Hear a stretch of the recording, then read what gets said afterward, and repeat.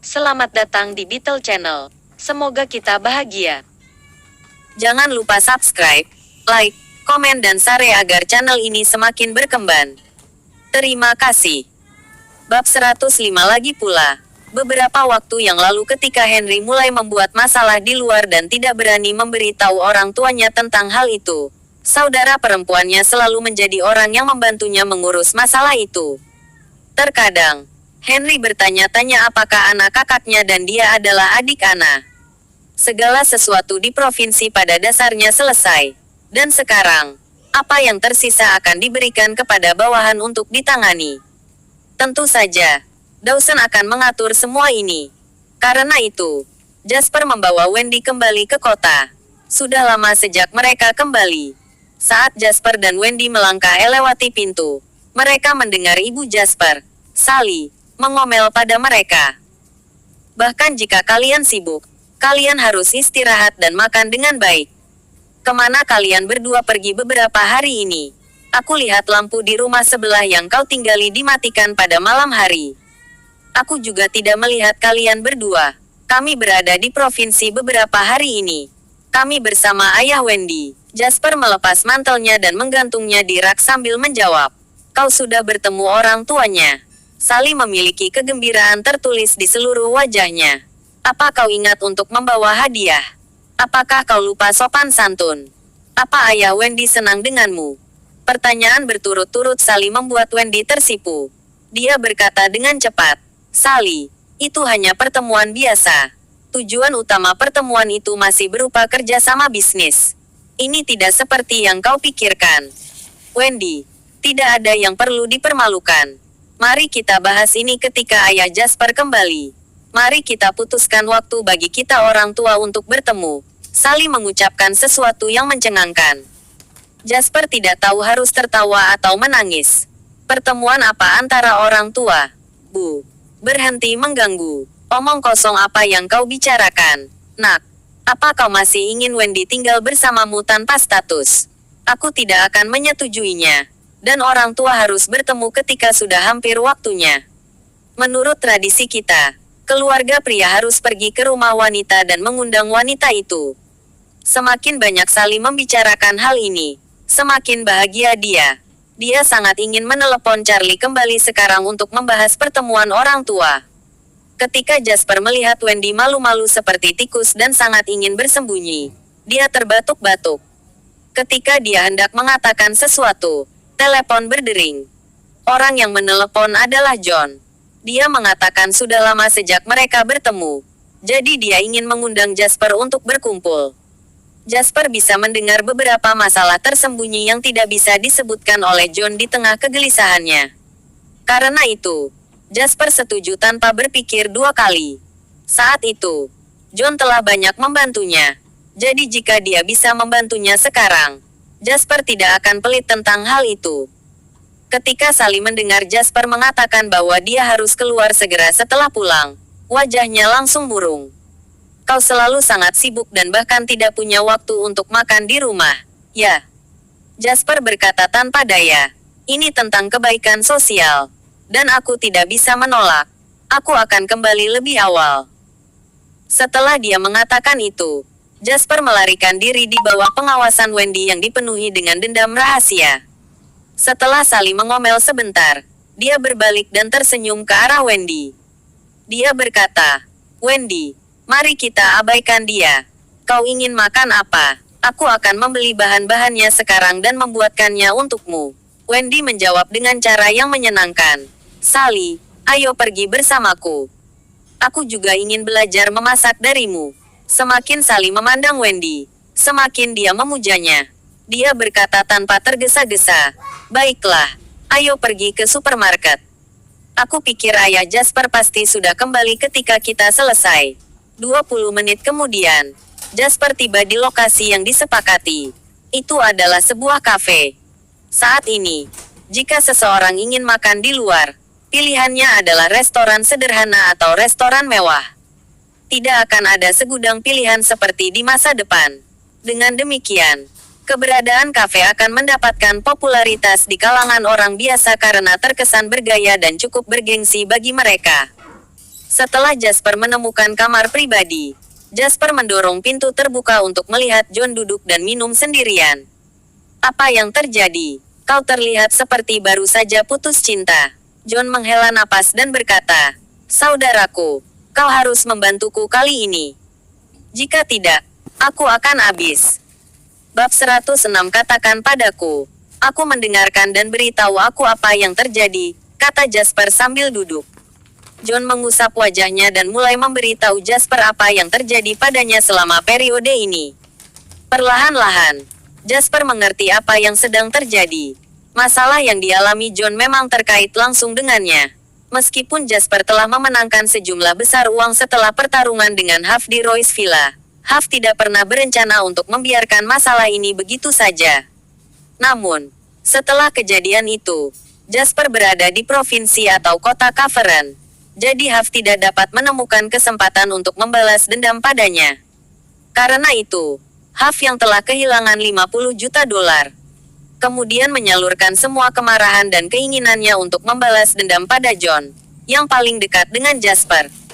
Meskipun John juga termasuk dalam lingkaran, pada akhirnya dia hanyalah seorang presiden cabang distrik bank komersial. Dia masih bergantung pada gajinya untuk hidup. Biasanya, ketika perusahaan ingin mengambil pinjaman, mereka perlu melihat apakah suasana hatinya sedang baik. Namun sejujurnya para jutawan itu tidak pernah terlalu menghormati John. Pun John juga termasuk dalam lingkaran. Pada akhirnya dia hanyalah seorang presiden cabang distrik bank komersial. Dia masih bergantung pada gajinya untuk hidup. Biasanya, ketika perusahaan ingin mengambil pinjaman, mereka perlu melihat apakah suasana hatinya sedang baik. Namun sejujurnya para jutawan itu tidak pernah terlalu menghormati John. Ditambah lagi, Huff yang menyerang lebih dulu. Jadi lebih tidak mungkin bagi seseorang untuk bersedia menyinggung Huff demi John. Itu karena Huff memainkan beberapa trik kotor dan memasang jebakan untuk mendapatkan rincian tentang bagaimana John melanggar aturan untuk menyetujui pinjaman bagi perusahaan. Kemudian dia mengungkapkan ini ke cabang kota. Orang-orang Huff termasuk di antara para pemimpin cabang kota yang tangguh. John mengungkapkan ini tetapi mereka tetap tidak mempedulikannya. Jika tim investigasi mengejarnya, maka dia akan kehilangan pekerjaannya. Karena itu, John baru menghubungi Jasper karena dia tidak punya pilihan. "Benarkah kau melanggar aturan dan menyetujui pinjaman?" "Berapa banyak?" tanya Jasper. Mata John merah saat dia menggertakkan giginya dan menggeram. "Tidak banyak. Hanya lebih dari 3 juta. Namun, para bajingan yang tidak manusiawi tanpa hati nurani itu tetap akan mempermasalahkannya bahkan jika mereka memiliki lebih dari cukup. Mereka semua adalah pencabul yang tidak tahu berterima kasih. Aku memang melanggar aturan di beberapa bagian. Jika aku harus mengikuti aturan dengan ketat maka banyak perusahaan tidak akan memenuhi persyaratan pinjaman. Orang-orang yang memenuhi persyaratan bahkan mungkin tidak menginginkan pinjaman. Bagaimana mereka mengharapkan kami melakukan pekerjaan kami seperti ini? Ini adalah aturan tidak tertulis di industri. Semua orang akan menutup mata. Ini akan baik-baik saja selama tidak ada yang menyebabkan masalahan besar. Huff bangsat itu dengan sengaja meminta seseorang untuk memasang jebakan untukku. Orang itu bukan orang asing. Jadi aku tidak khawatir dia tidak akan membayar dan itulah mengapa aku menyetujui pinjaman itu. Pada akhirnya, siapa yang tahu orang itu akan mengambil semua uang itu dan lari. Aku tidak bisa mendapatkan uangnya kembali." Dan Huff menggunakan koneksinya untuk mengungkapkan ini ke cabang. "Jadi, begitulah caraku mendapat masalah." Jasper tidak mengatakan apa-apa saat dia berpikir. John terdiam beberapa saat. Lalu dia menggertakkan giginya dan berkata, "Saudaraku, tidak apa-apa jika kau tidak bisa mengurus ini. Jika yang terburuk menjadi yang terburuk, aku akan berhenti dari pekerjaanku sebagai presiden." Jasper menggelengkan kepalanya dan berkata, "Jika mereka benar-benar melibatkanmu, ini bukan masalah kehilangan pekerjaanmu atau tidak. Kau bahkan mungkin akan dijebloskan ke penjara jika ini tidak ditangani dengan benar." Wajah John memucat. Dia berada di industri. Jadi bagaimana dia tidak tahu sensitivitas masalah perbankan ini? Jika dia menyetujui pinjaman tanpa mengikuti aturan dan orang itu melarikan diri. Sebagai presiden, dia benar-benar akan dijebloskan ke penjara. Tapi jangan khawatir, Jasper tersenyum dan menenangkan John. Ini urusan mudah. Namun, tujuanku bukan hanya untuk mengurus ini. Orang seperti Huff akan selalu menyimpan dendam di satu sisi. Dan dia akan menjadi bom waktu bagimu dan aku. Mengapa kita tidak menggunakan kesempatan ini untuk menyingkirkannya? Ketika John mendengar apa yang dikatakan Jasper, matanya terbelalak dan mengendalikan kegembiraannya. Dia berkata, "Saudaraku, apa kau yakin? Menurut ingatan kehidupan masa lalunya, John akan terus dipromosikan. Dan pada akhirnya, dia akan menjadi orang kedua di cabang provinsi. Di sisi lain, Lantern Capital milik Huff akan dibom. Dan pada akhirnya, akan selesai." Pada akhirnya, alasan Jasper mengetahui hal ini adalah karena dia telah mengubah beberapa hal setelah kelahirannya kembali. Namun, secara keseluruhan, ada satu hal yang tidak akan berubah. Itu adalah Lantern Capital pasti akan selesai. Investasi Lantern Capital mengalami kerugian.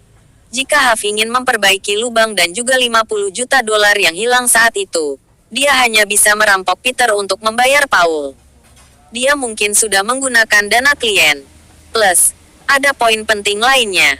Jasper ingat bahwa dalam kehidupan sebelumnya setelah bisnis Huff benar-benar sia-sia, dia akhirnya dijatuhi hukuman.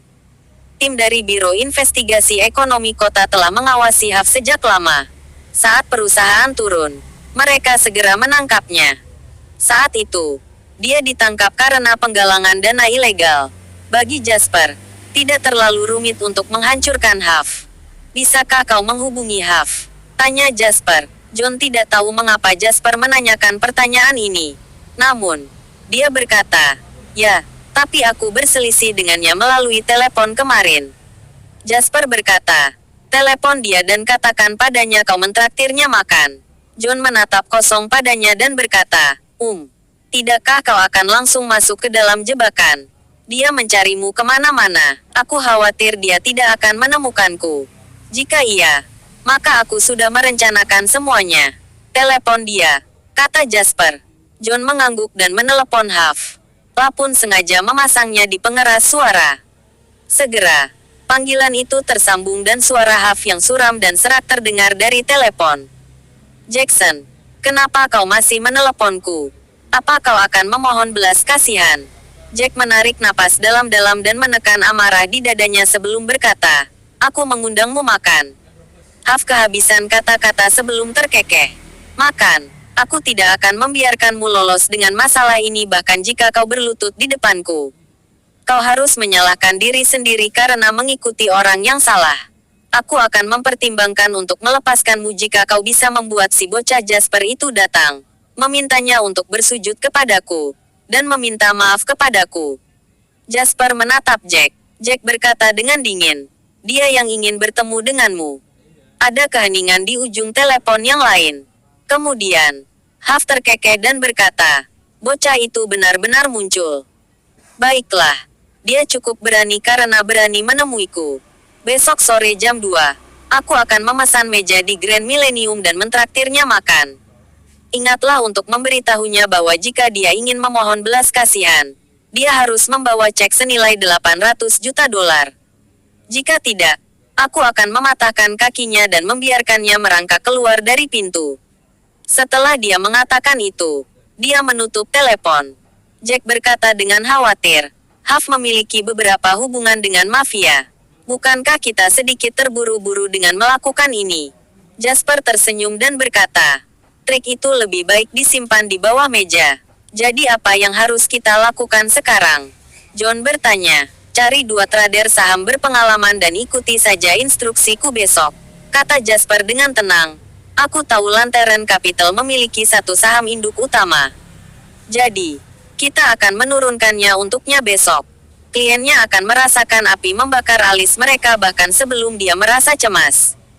John berkata dengan penuh semangat, "Saudaraku, aku mengandalkanmu kali ini."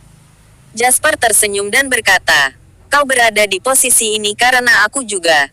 Jadi aku harus membantumu sampai akhir." Sementara dia mengatakan itu, Jasper berdiri. Ayo pergi ke suatu tempat. Kemana? Tanya Johan penasaran. Komisi Sekuritas di Kota. Bab 107. Apakah kau? John menatap kosong ke arah Jasper seolah dia tahu apa yang dia pikirkan. Hehe. Menurutmu orang seperti Huff akan memiliki latar belakang yang bersih? Jasper tersenyum acuh tak acuh. Kemudian, mereka berdua pergi ke Komisi Sekuritas.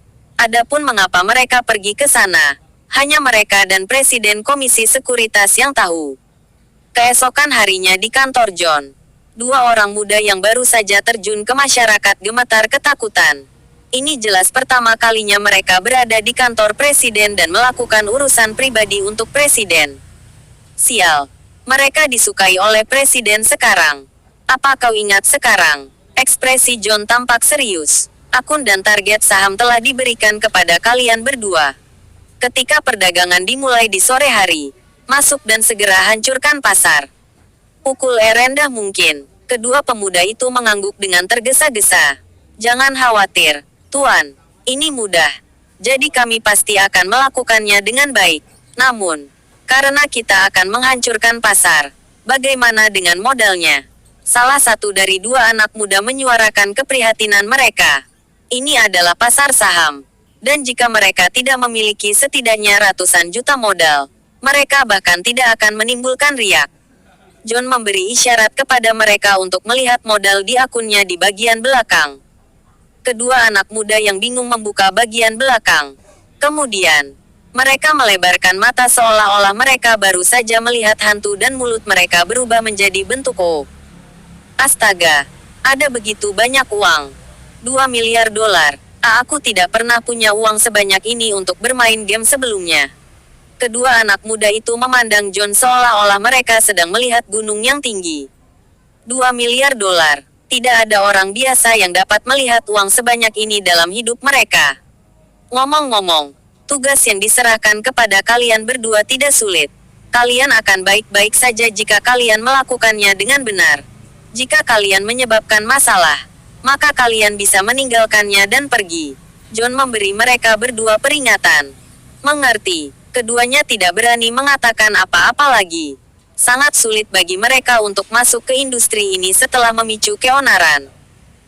Mereka bukan idiot, dan jika mereka mampu melakukannya dengan baik, maka mereka akan bisa mendapatkan kesempatan disukai oleh presiden dan menjadi rakyatnya.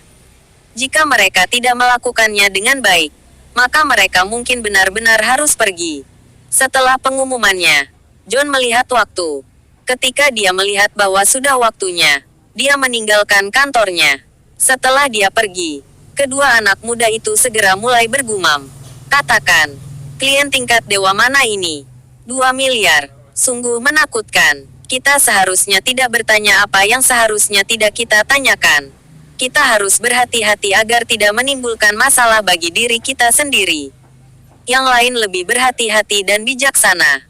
Setelah mereka berkata demikian, mereka menutup mulut dan menunggu waktu yang akan datang. Di lantai bawah, John sudah masuk ke Bentley milik Jasper. Menyenangkan punya uang, kata John sedih. Dia ingat kesulitannya ketika dia mengingat modal 2 miliar dan duduk di Bentley. Keduanya memiliki kelebihan dan kekurangan. Keduanya memiliki masalah masing-masing. Jasper terkekeh dan berkata. John mengangguk dan berkata dengan gugup. Apa kau yakin ini akan baik-baik saja? Jangan khawatir. Apakah dia benar-benar punya nyali untuk membunuh kita? Kata Jasper acuh tak acuh. John mengangguk berat ketika dia memikirkan hal ini. Grand Millennium adalah salah satu aset di bawah Huff, dan dianggap sebagai hotel kelas atas. Mobil Jasper berhenti di pintu masuk, dan mereka berdua turun. Setelah mereka keluar dari lift untuk pergi ke kamar pribadi yang dipesan, Jasper dan John bisa merasakan ketegangan di udara. Ada orang di kedua sisi koridor. Semuanya tampak seperti preman. Mereka sedang mengunyah permen karet dan menggoyangkan kaki mereka saat mereka melihat mereka berdua dengan gaduh. Ada kira-kira lebih dari 20 orang berdiri di koridor. John mulai panik saat melihat ini. Kemudian, dia ingat desas-desus tentang Huff yang menjadikan sekelompok orang putus asa sebagai bawahannya, dan wajahnya memucat. Bab 108 namun, Jasper tidak takut sama sekali. Dia berjalan langsung ke kamar pribadi tanpa melirik ke samping. Di belakang Jasper, wajah John pucat. Dia terus menelan air liurnya dan tidak berani melihat preman di kedua sisi.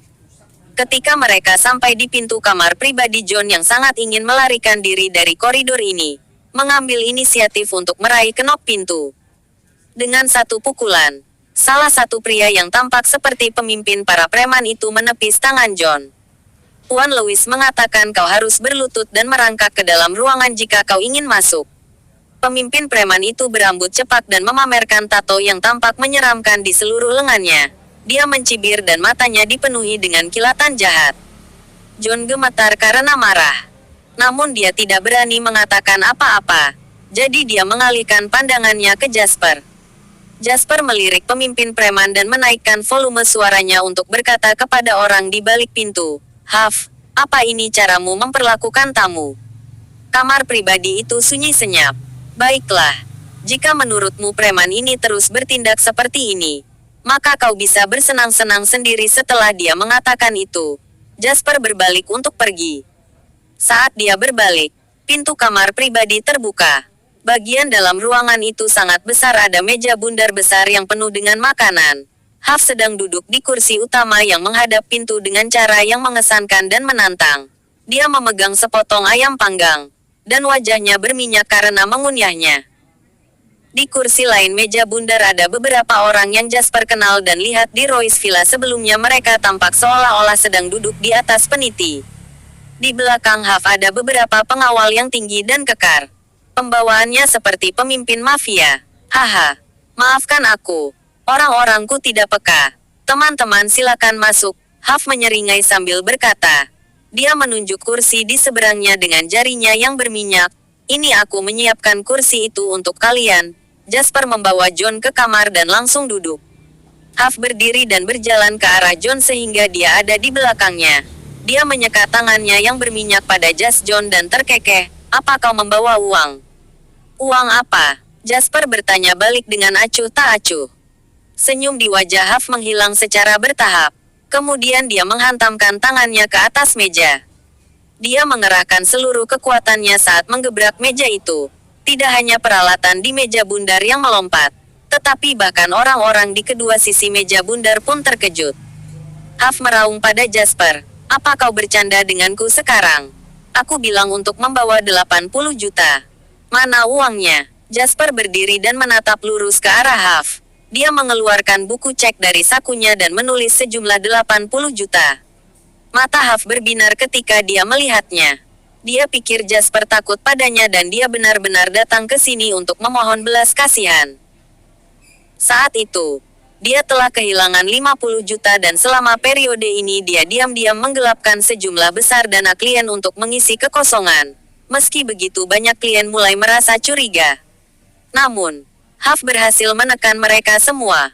Jika dia bisa mendapatkan 80 juta ini hari ini, maka dia tidak hanya akan membuat kerugiannya terbayarkan, tetapi dia bahkan akan mendapatkan 30 juta. Hahaha, Huff menepuk bahu Jasper dan tertawa terbahak-bahak. Dia berkata, "Orang bijak tunduk pada keadaannya. Anak muda, aku mengagumimu karena memiliki rasa kesopanan." Pada saat ini, Jasper sudah menulis cek tetapi tidak menandatanganinya.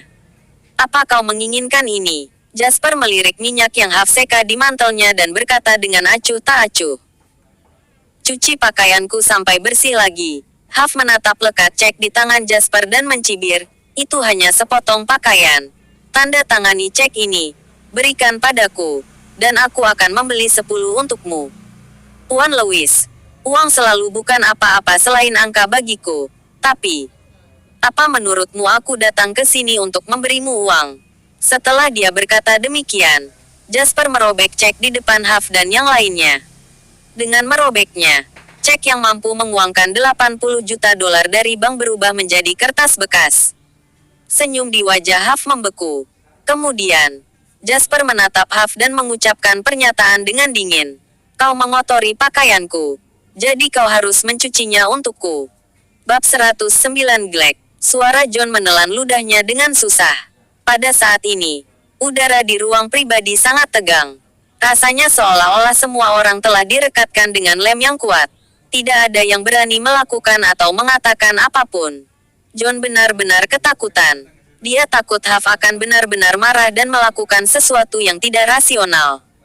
Tempat ini dipenuhi anak buah Huff. Dan jika dia benar-benar menjadi gila, tidak ada yang akan menjamin apa yang akan terjadi pada Jasper dan dia. Ketika semua orang menahan napas dan tidak berani menghembuskan napas, Huff mengeluarkan suara ini dari tenggorokannya. Kedengarannya seperti tawa, tetapi karena terlalu pendek dan dingin, tidak ada yang merasakan kebaikan darinya. Jasper, tidak ada yang berani kurang ajar di depanku.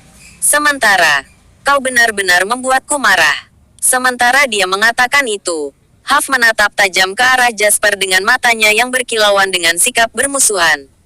Aku akan membiarkanmu menebak jika aku punya nyali untuk memanggil beberapa orangku ke sini. Mencabut saraf tangan dan kakimu dan memberi mereka puluhan ribu dolar untuk meninggalkan negara ini. Apa yang akan terjadi padamu selanjutnya adalah cacat seumur hidup.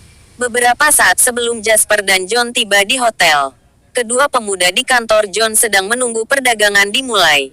Mereka tidak berani ragu. Ketika tiba waktunya, jari-jari mereka segera terbang melintasi keyboard dan mereka mulai melakukan apa yang diperintahkan John sebelum dia pergi.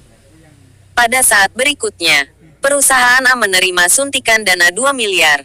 Zoni adalah saham blue chip di mata banyak investor saham. Sedetik sebelum perdagangan dimulai, harganya masih datar dan masuk akal. Banyak investor saham yang mengikuti ini mendapat berita tentang promosi perdagangan dan akan ada peningkatan besar segera. Ketika mereka mempertimbangkan apakah akan membeli beberapa, pada detik berikutnya, harga saham itu anjlok. Ketika investor saham berada dalam keadaan linglung, harga jatuh dengan mengerikan sekali lagi setelah tidak bergerak selama kurang dari 1 detik.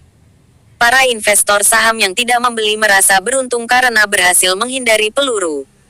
Namun, investor saham yang telah membeli menangis ke langit dan menjual saham yang mereka pegang dengan harga terendah seolah-olah mereka sudah gila.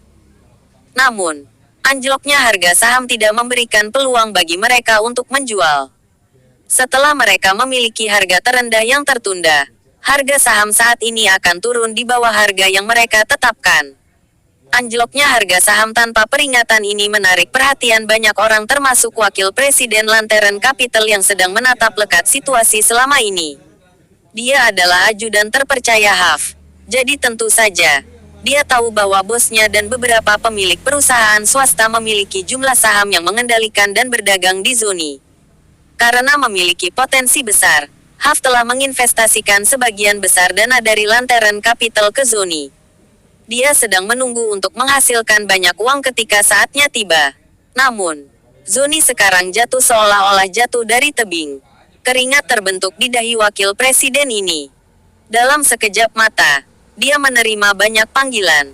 Mereka semua bertanya apakah Lantern Capital lah yang menyebabkan kejatuhan ini karena sesuatu yang mereka lakukan secara diam-diam. Wakil presiden hanya ingin mengutuk. Jika harga saham Zoni anjlok, yang menderita kerugian terbesar adalah Lantern Capital. Dia bukan orang bodoh. Jadi mengapa dia membiarkannya jatuh? Setelah beberapa panggilan, harga masih anjlok. Di sisi lain, akun floating loss perusahaan telah mencapai angka yang mengerikan. Ini di luar jangkauan kendalinya. Wakil presiden tidak ragu-ragu sebelum menelepon Huff.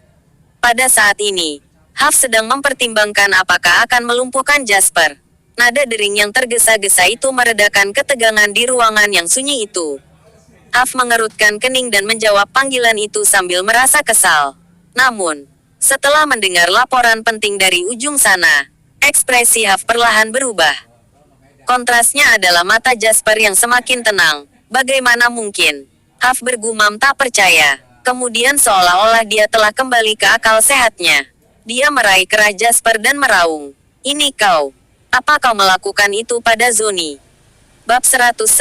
Apakah kau yang menyebabkan Zoni jatuh 10 menit setelah perdagangan dimulai? Raungan marah Huff menyebabkan ekspresi semua orang berubah. Zoni, yang diperdagangkan Lantern Capital dan memiliki saham induk utama. Aku mendengar untuk mengembalikan kerugian 50 juta. Huff memasukkan semua uangnya ke dalamnya. Bagaimana bisa turun? Meskipun Zoni tidak memiliki pasar yang besar, Tidak mungkin untuk mengontrol harga tanpa beberapa miliar dolar. Ya ampun. Mereka serius mengambil tindakan drastis untuk menghadapi suatu situasi. Kerumunan yang tidak berani berbicara karena Huff sekarang seperti kucing di atap seng yang panas. Semua ekspresi mereka mulai berubah. Tiba-tiba, John tidak lagi panik di tengah keramaian. Dia bahkan mengeluarkan sebatang rokok dan menyalakannya sebelum menghisapnya dengan gembira. Melihat kerumunan di sekitar meja yang diliputi rasa kaget, ngeri, atau takjub, John tiba-tiba ingin tertawa. Dia ingin menertawakan mereka semua. Orang-orang ini tidak tahu betapa mengerikannya Jasper. Di sisi lain, Jasper mengangkat tangannya untuk melepaskan tangan Huff sebelum berkata dengan acuh tak acuh, "Kau terlibat dengan Zoni." "Maaf, aku tidak suka perusahaan itu jadi aku menghancurkan pasarnya. Sekarang aku mungkin membiarkannya rugi beberapa ratus juta dolar." Huff merasa seolah-olah hatinya telah tercabik-cabik setelah Jasper mengatakan itu. Dia menatap Jasper dengan dendam dan menggertakkan giginya. Dia berkata, "Seluruh kekayaan dan hidupku ada di Zoni. Jika kau menghancurkannya, maka kau mencabut nyawaku." "Sayang sekali kalau begitu." Jasper tertawa kecil. Dia mendongak untuk melihat Huff yang seperti anjing gila. Dia berkata perlahan, "Atau mungkin kau bisa berlutut di depanku. Jika aku dalam suasana hati yang baik, aku mungkin menyimpan beberapa koin untuk kau habiskan selama sisa hidupmu, Jasper." Huff benar-benar kehilangan akal sehatnya. Dia meraung, "Aku akan membunuhmu."